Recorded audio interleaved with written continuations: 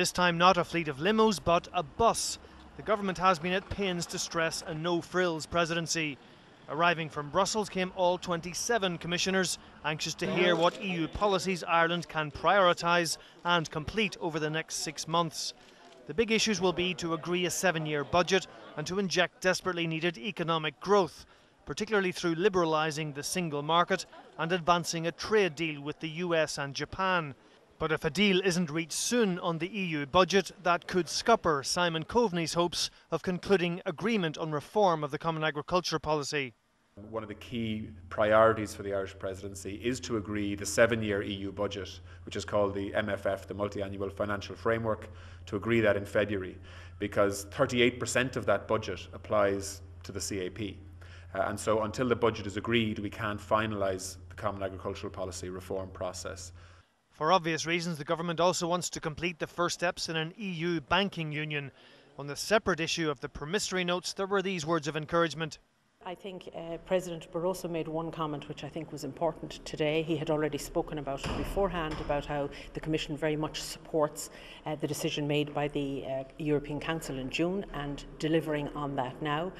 But he also made the point that the Taoiseach has been very strong at every European Council meeting in raising this issue, discussing it with colleagues and explaining how important it is for the country. So I'm very positive and confident that by March, I think, as the Minister of Finance has already said, that we will see a step forward which will be very important and crucial for Ireland. After the meeting, President Barroso said the Commission had always supported Ireland's aspirations on bank debt, but he couldn't say exactly when there would be clarity on if or when Ireland might access the ESM bailout fund to alleviate legacy debt. Technical discussions are still ongoing on exactly how direct recapitalisation would work.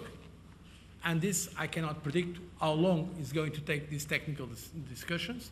What is important from the Commission point of view is that a direct recapitalisation instrument breaks the link between bank debt and sovereign debt. This is our goal, and we, Commission, we are working actively to reach that goal as soon as possible.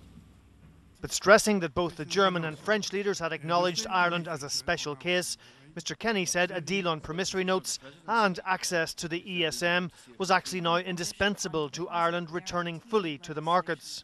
For Ireland to exit its programme successfully, we do need a conclusion to the negotiations on the promissory notes on the one hand, and the conclusion eventually in respect of the discussions on the banking deal arising from the decision of the 29th of June to break the link between sovereign and bank debt.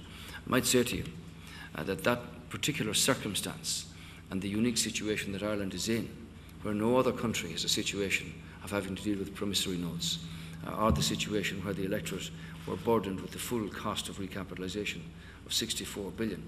That's been recognised by no less than the French President and the German Chancellor in respect of the particular and unique circumstances that Ireland is in. The Taoiseach will be in Strasbourg next week, outlining the presidency priorities to the European Parliament.